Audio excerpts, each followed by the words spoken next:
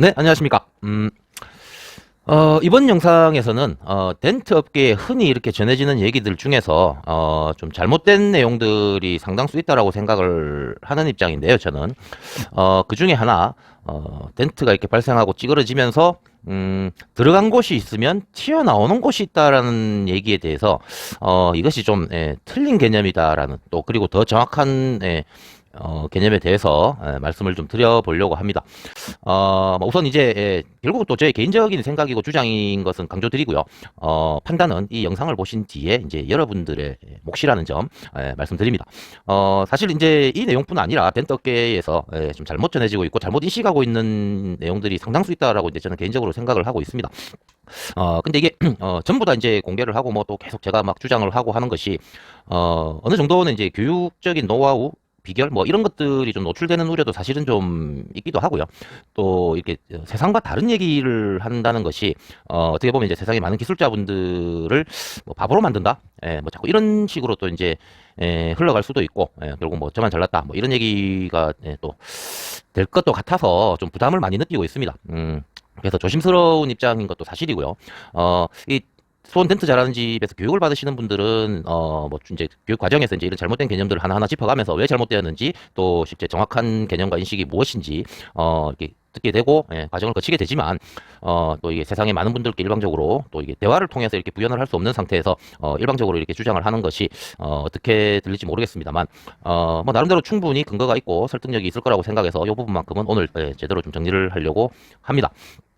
어, 차가 찌그러질 때 이렇게 들어간 곳이 있으면 튀어나오는 곳이 있다는 얘기는 자동차의 어떤 패널이 마치 뭐 어떤 풍선이라든가 뭐 물침대 같은 것으로 이렇게 착각을 하는 것으로 사실은 보입니다.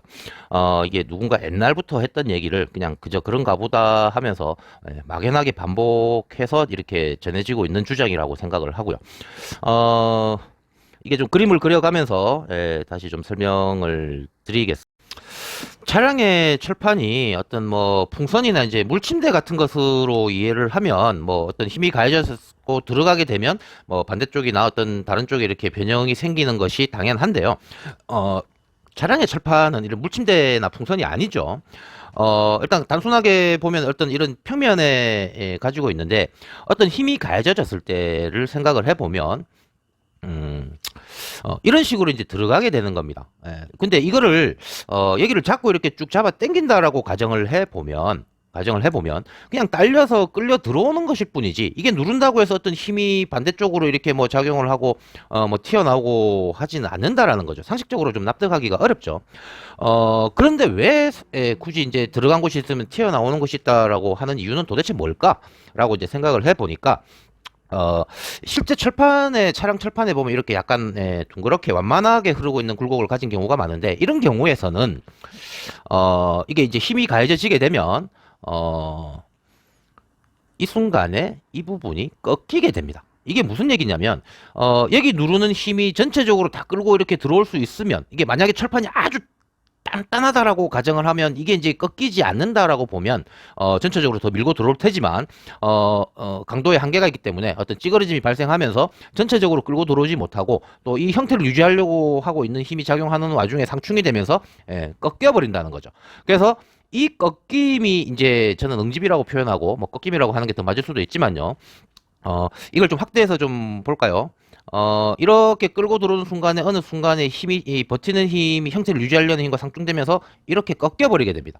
그러면 상대적으로 이것이 날카롭게 되고 이것이 이제 상대적으로 튀어나오는 경우도 있을 것이고, 경우에 따라서는, 안쪽으로 이렇게 충분히 이 정상적인 면에서 그냥, 이런 식으로 그냥 꺾여버리는 경우도 있겠죠. 그래서 단순히 튀어나온다의 문제가 아니라, 꺾임이 발생한다라고 보시는 게 맞습니다. 튀어나올 수도 있고요. 그래서 무조건 들어가면 튀어나오는 것이 아니라 힘의 작용에 의해서 평면 같은 경우는 그냥 어떤 평면이나 이제 약간 오목한 면의 경우를 보면 이렇게 쭉 잡아 당기는 상황으로 봐서 튀어나오는 곳이 아니다. 다만 이제 이렇게 둥그런 면 같은 경우에 생기게 되는 이제 꺾임 때문에 가장자리에도 응집이 발생하게 된다. 라고 이해하시면 좋을 것 같고요.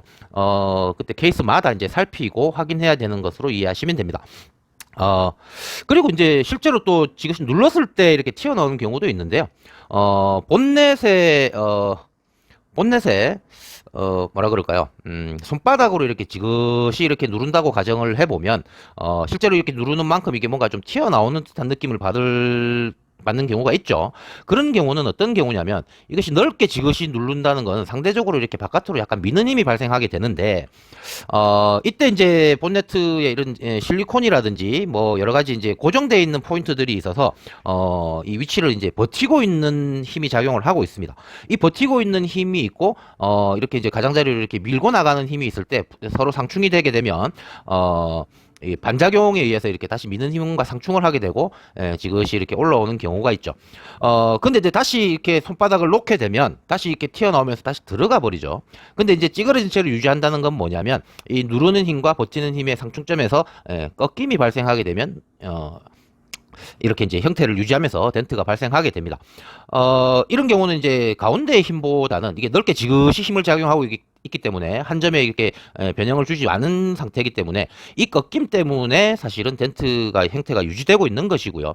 또 이렇게 날카롭게 들어가는 경우에 비교해 보면 이 변형, 이 응집 때문에 꺾임 때문에 유지하면서 잡아당기고 있는 상황이 되죠. 이때는 이제 이쪽에는 힘이 없습니다. 사실은 또 이게 여기도 이제 찍힘이 있고 가장자리에도 이렇게 꺾임이 발생한 경우는 이제 가운데도 힘이 있고 가장자리에도 힘이 남아 있으니까 두 가지를 같이 고려해서 풀어내야 되는 경우가 되죠. 그래서 그때 따라서 단순히 이제 단순히 이렇게 봤을 때 여기서 이렇게 누르고 있는 힘이 이제 작용을 이제 만약에 어떤 약간의 꺾임이 있다고 치면요 누르고 있는 힘 때문에 이렇게 뭐 튀어나오는 경우는 있을 수 있지만 이때는 이 힘만 해결이 되면 이것은 자연스럽게 해결이 됩니다. 굳이 때려 넣으면서 뭔가를 하지 않아도 된다라는 거죠. 아니면 이제 꺾임이 발생했다 그러면 또 여기 이 부분만 해결한다고 해서 다 정리가 되지 않기 때문에 감안해서 가장자리와 가운데 응집을 읽어주면서 해결을 해야 된다라는 의미입니다. 여기서 이제 또 한 가지 좀 다른 얘기를 좀 하자면 철판이 이렇게 힘이 가해지면서 변형이 생겼을 때 꺾임이 발생하게 되는데요. 이 꺾임을 탄성의 한계를 벗어났기 때문에 발생한 것이다라고 이제 설명하시는 분들도 이제 간혹 계시는 걸로 알고 있습니다. 근데 이 탄성과 혼돈하기 쉬운 성질인데 보다 정확하게는 항복 강도라는 것을 좀 생각을 해봐야 됩니다. 이게 뭐냐면 자, 항복 강도. 이 항복 강도가 뭐냐면 철사가 이렇게 있을 때 이게 자꾸 이렇게 힘을 가한다고 보면 이런 식으로 이제 변형이 생기다가 일정 힘 이상이 가해졌을 때 이렇게 돼 버리죠. 꺾임이 발생하게 됩니다. 이 꺾임이 발생하는 순간에 가해진 힘을 항복 강도라고 이제 하는 거고요. 여기가 이제 항복점이 되겠죠. 어쨌든 이렇게 힘이 가해졌을 때 꺾여버리는 순간 이 꺾임이 발생한 것이 덴트가 발생하는 이유가 되는 것이지 탄성의 한계를 넘어서서 그런 것은 아니다라는 말씀. 탄성과 항복 강도는 유사한 혼돈하기 쉽지만 전혀 다른 개념이다라는 부분 이해해 주시면 좋을 것 같습니다. 그리고 이게 꺾이지는 않았지만 이렇게 꺾이지는 않았지만 여기서 누르고 있는 힘이 지속적으로 작용하고 있다라고 가정하면 이 상태를 유지하고 있게 되죠. 이런 경우는 사실은 이 힘 때문에 변형이 지금 이루어지고 있는 것이지 이 부분만 해결이 되면 사실은 이 부분은 어떤 꺾임이 있거나 응집이 있는 게 아니다라는 개념 좀 이해해 주시면 좋을 것 같습니다. 그래서 다시 한번 정리를 하자면 이런 둥그런 면의 경우에 힘이 가해졌을 때 꺾임이 발생하고 꺾임이 발생하면서 이렇게 약간 튀어나올 수도 있고요. 이 가운데 힘에 따라서 튀어나올 수도 있고 아니면 안쪽에서 이렇게 꺾일 수도 있고 그런 것이지 들어가면 무조건 튀어나오는 것이 아니다. 단적인 예로 평면상에서 이렇게 힘이 가해지면 잡아당기는 것 같아서 이렇게 끌려올 뿐이지 어디가 튀어나오는 힘이 작용하고 있지는 않다. 오목한 면도 사실은 마찬가지다라고 이해하시면 될 것 같습니다. 그래서 이런 것들 때문에 이제 혼돈을 하시는 건데 어쨌든 덴트라는 게 뭐 들어간 데가 있으면 무조건 튀어나온 데가 있다라는 주장은 분명히 사실과는 좀 차이가 있다라는 말씀 드렸습니다. 정리가 좀 어떻게 좀 이해가 좀 되셨나요? 너무 복잡한 얘기가 될까요? 여러 가지 것들을 감안해서 하게 되는 힘의 이제 항복점을 넘어서는 응집들이라고 저는 꺾임이라고 표현하는 게 사실은 맞겠죠. 이런 것들의 문제인 거지, 뭐, 막연하게 그냥 들어간 데가 있으면 튀어나온 데가 있다라는 얘기는, 좀 사실과는 분명히 차이가 있다라는 게 이제 저희 생각이고, 오늘은 그 말씀을 좀 드렸습니다. 다시 말씀드리지만, 제 개인적인 생각이고요.